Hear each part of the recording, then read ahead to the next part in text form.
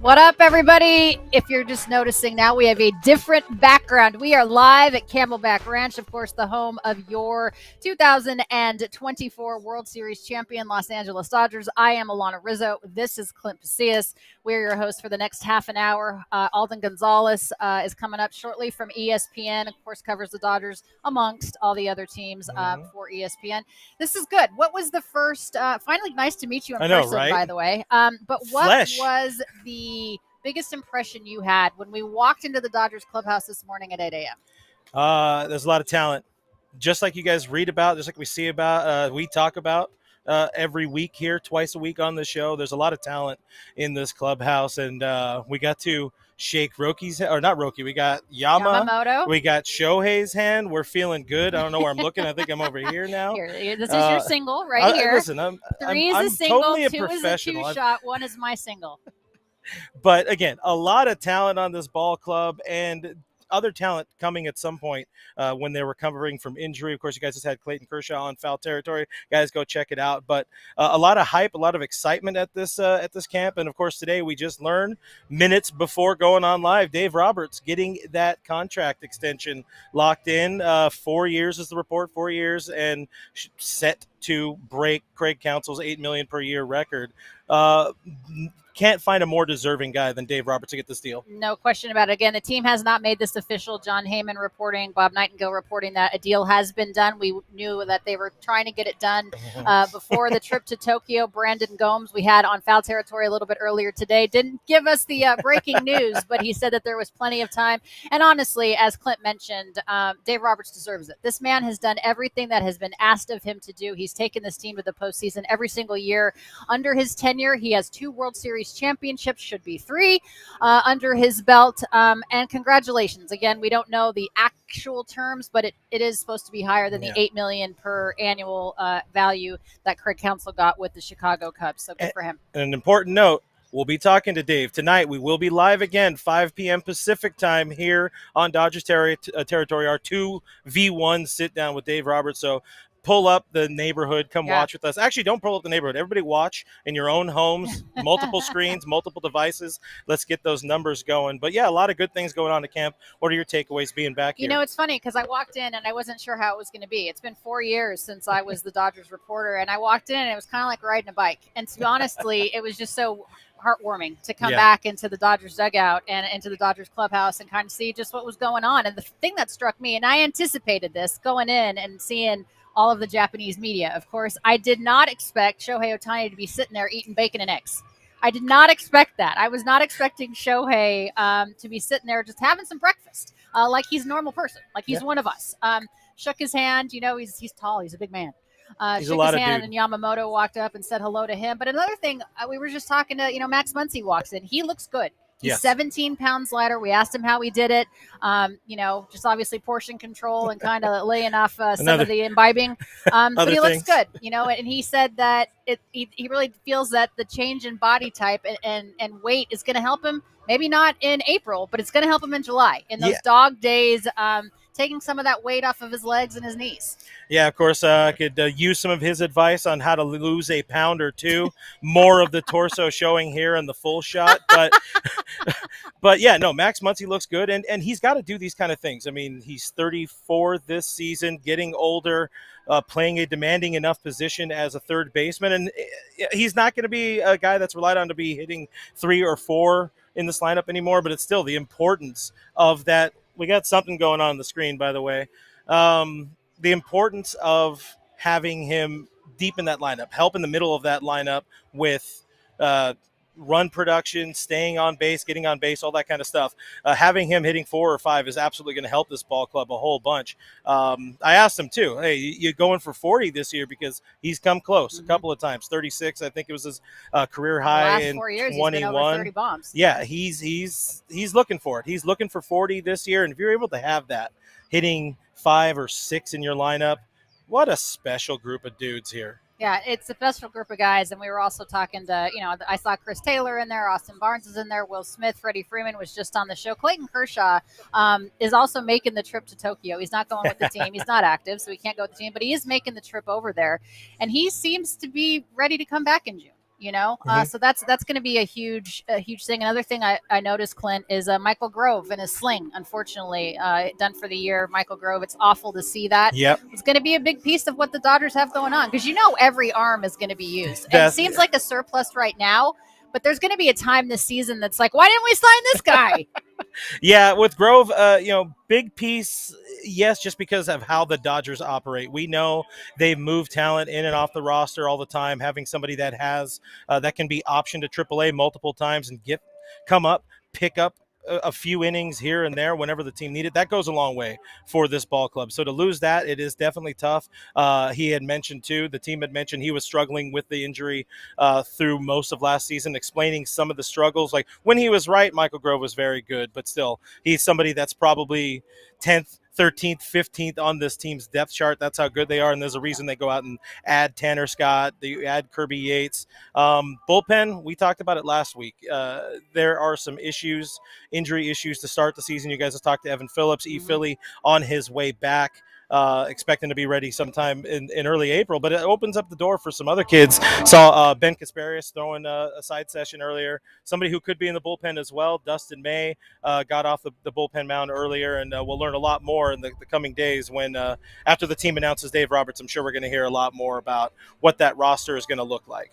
Well, Evan Phillips was on foul territory, as Clint mentioned, and the good thing is Evan Phillips is healthy. He's not built up yet. That's why he's staying back. He's not making the trip to Tokyo, but he's just going to keep working up that arm strength and getting back to where he needs to be. So it's a bullpen of the ages. I mean, this is a team, A.J. Przinsky was just talking about it too on foul territory, that this is a roster of the ages on paper. And even A.J., who is a big leaguer, World Series champion in his own right, walked into the Dodgers clubhouse this morning with you and I, Clint, and said he was starstruck. He keeps talking about selling his right hand because he was able to shake Shohei's hand and Roki Sasaki's hand. So this is a team that's built to win. It's a team that's built for October, and they certainly have the pieces to do it. We're going to come back after the break here with Alden Gonzalez. Does a tremendous job covering Major League Baseball, covers the Dodgers, of course, for ESPN.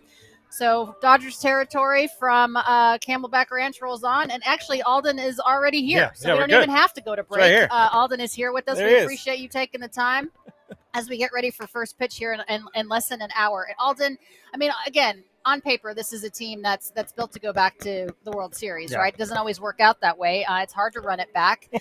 What have you noticed about the challenges that this team might have? Are there holes? Yeah, there are holes, like with any roster. I think the biggest one for them right now is in the bullpen, because they've had some injuries to some key guys who are going to start the season a little bit late. Not as strong as it was even 2 weeks ago, right? Exactly, yeah. I mean, and that's just the rate of attrition of pitchers. And, that's just every team in spring training just kind of holds its breath that everybody can stay healthy going into the regular season. I think the bullpen might be the hole on this team, but you're starting from a really high bar here. This is still a really good bullpen, even if Evan Phillips or Michael Kopech or even Bruce Dargradel to a greater extent are going to be a little bit later. They still got weapons down there, and you could see why they went out and signed a Tanner Scott, a Kirby Yates. I think for them, the challenge is going to be just maintaining that sort of edge that got them where they got to last year, wanting to win, especially the guys who have been here for a long time, who never got to experience a traditional championship. The push to win that first full season championship since 1988, I think really drove this team last year. And it's the question that you have for every reigning champion. Right. Can you maintain that edge? Right. I will say, though, what will help them, all the new blood that they brought in, all the key guys that they brought in from other teams, those guys haven't won championships. Right. I think that can help them maintain that edge. Yeah, you quiet the haters of, you haven't won a full season championship in so long. Now you're trying to become the first team to run it back since the Yankees in the 2000s and National League since the 70s.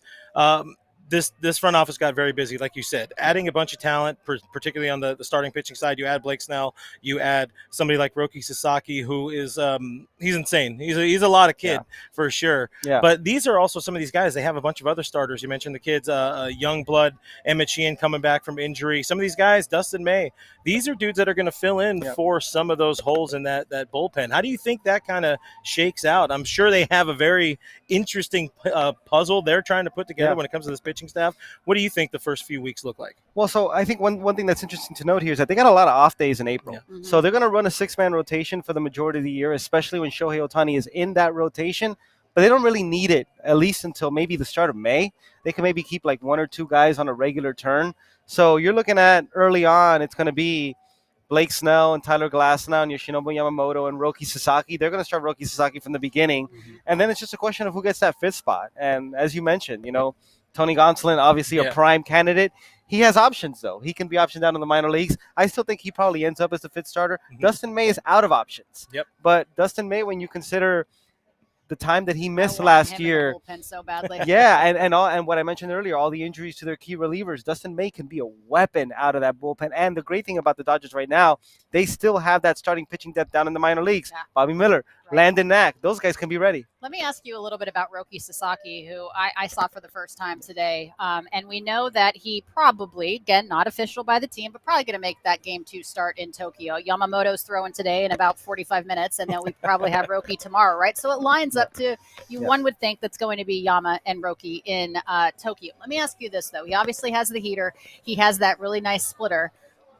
But does he need a third pitch, Alden, in your opinion? And is that what they're working on in the lab to get him that third pitch to make him even more big league effective? Yeah, he definitely is that third pitch. I talked to a lot of people who saw Roki Sasaki a lot in Japan over the offseason, and that's the point that they noted. And even the fastball, right? Like, it's 100 when he's right. It could play up to 100, and when you pair it with that splitter, which is one of the best pitches I've ever seen, honestly. Okay.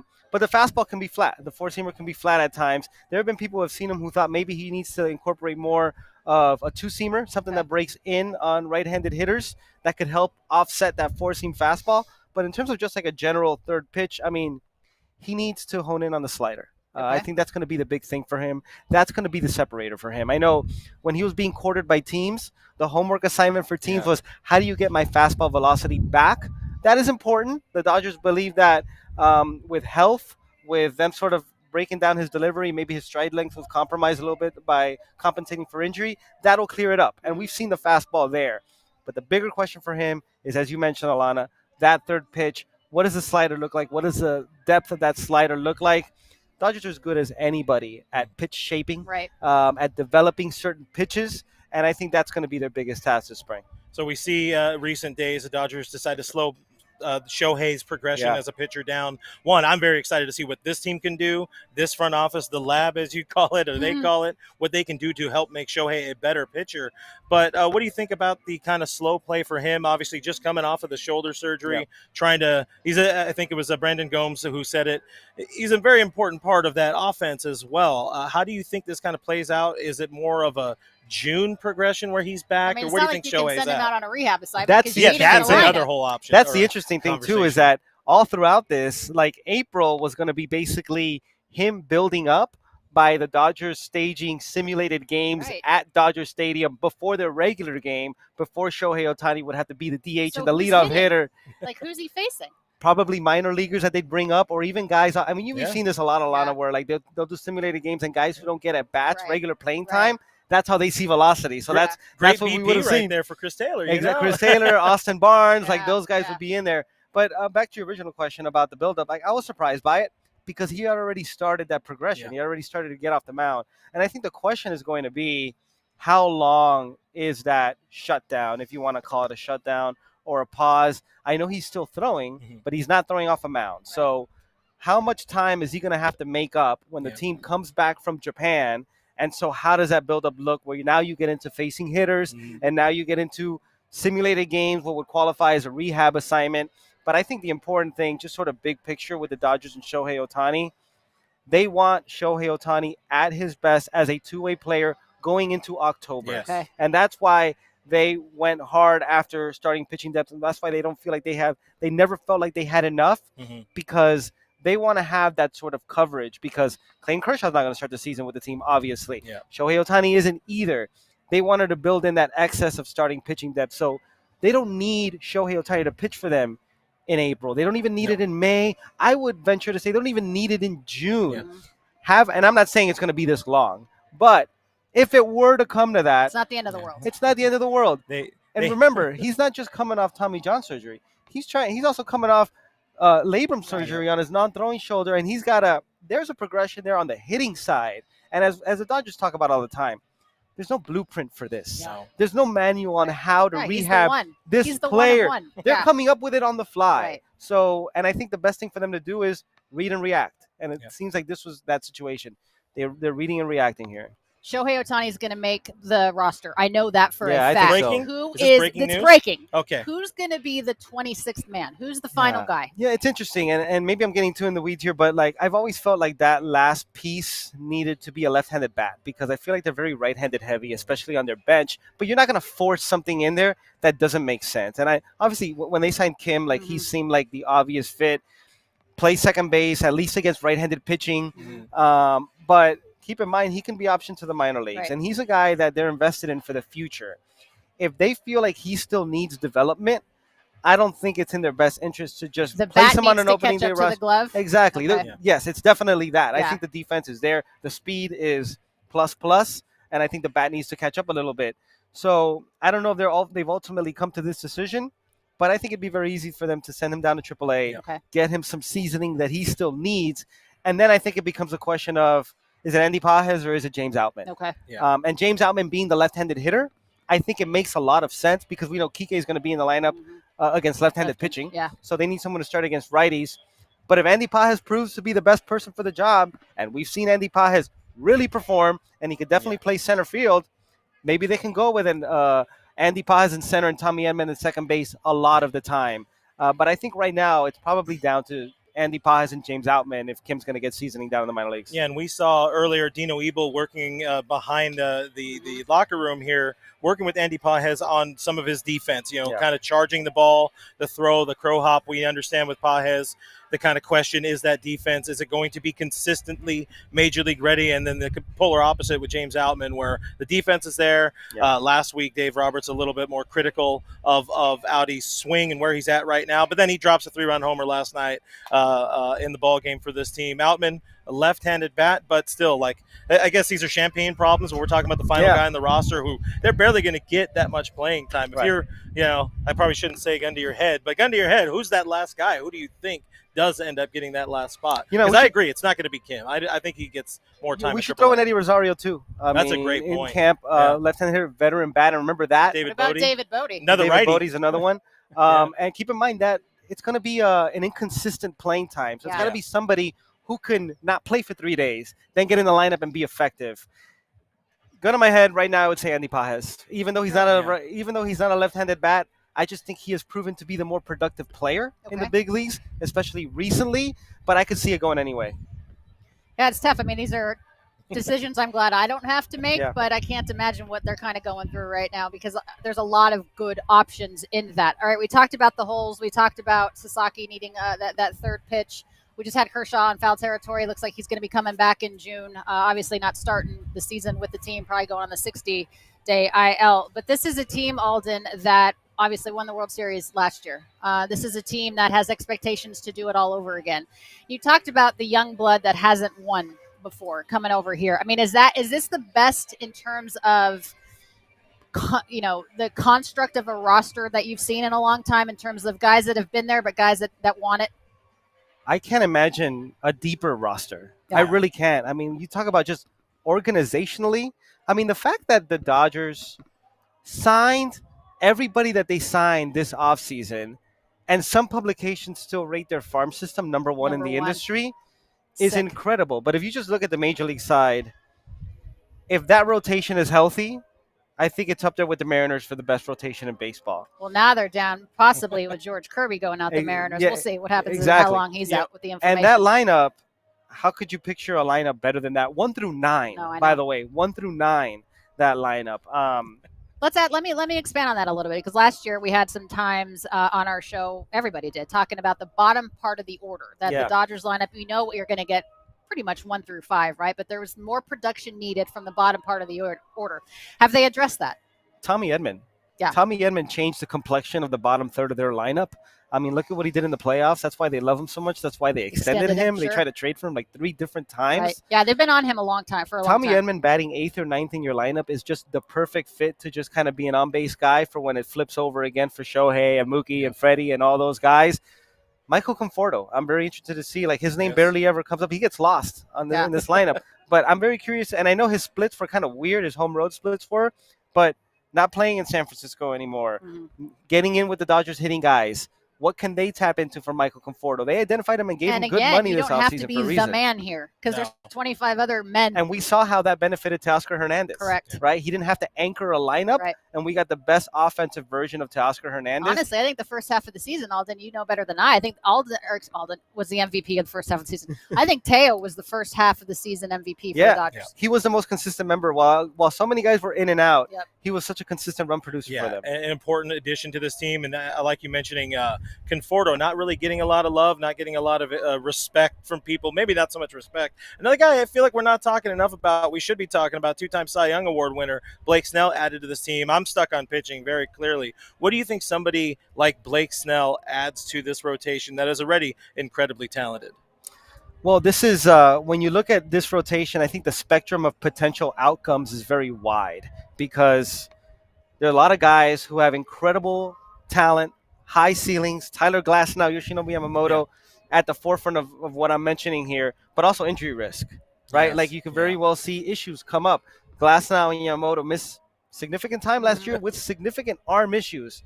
Adding somebody like Blake, who it's weird to say, he's like the workhorse of this rotation. He's what's his career, 180 innings, which is maybe it's a lot in today's game, but it's not a lot in general. But he's a sure thing. He's as much of a sure thing as this rotation gets. That's why they wanted him. That's why that was their number one priority in the offseason. Not Juan Soto. It was Blake Snell. Because this rotation needed a surefire number one guy, every fifth day guy who can hold up. After all of our pets' heads fell off for this team last year in terms of starting pitching, you need to have those kind of guys that can go out there, plug them in every fifth or sixth day, and know they're going to be good for you. It's very clear that this front office was thinking, we are not going to bullpen game our way to a World Series again. We're going to make sure that we have enough starting pitching. It's a lot of stress, a lot of gray hairs. Too. Oh, gosh, I know. Well, Alden, we appreciate you. Always do a great job covering this team and the other 29. Let's be fair with ESPN. We appreciate it. Well, a lot of people say I don't cover the other 29. Oh, well, that's because, I know. It's fine. You hate everybody. That's just how it goes. Can't please everybody. No, you can't please everybody. Alden, appreciate it very much. Thank you. Coming up, let's check out Last Licks. All right, guys. All right, we want to once again introduce you to Max. He's a good boy. He's a 1-year-old, beautiful border collie, Australian Shepherd, Bernese Mountain Dog mix, we think. We are awaiting the official DNA results. He's looking for a forever home. He's a beautiful dog, as you can see. We need a home that has older kids, probably high school-aged kids or no kids. He's a little bit of a resource guarder, a little bit protective. He was found in the desert near Fresno, California, kind of fending for himself. He's a great dog, though. Guidry's Guardian Foundation will also provide training for Max as well. If you're interested, hit us up. All right, so this is fun because we get to be together here. We're going to go check out a game. We're having our sit-down exclusive tonight with Dave Roberts. Hopefully we can talk about his new contract if the Dodgers make it official. If not, whatever. Are you doing all Dodgers tonight? No, because we're talking to Dave. That's right. We're going to be hanging out with Dave Roberts, so come hang out here. We said it on last show as well. I'm going to try to figure out some sort of all Dodgers content. I'm wearing it all over my body here, but we'll try what the hell? Where's your foul territory stuff? I'm a big boy. They don't make my size.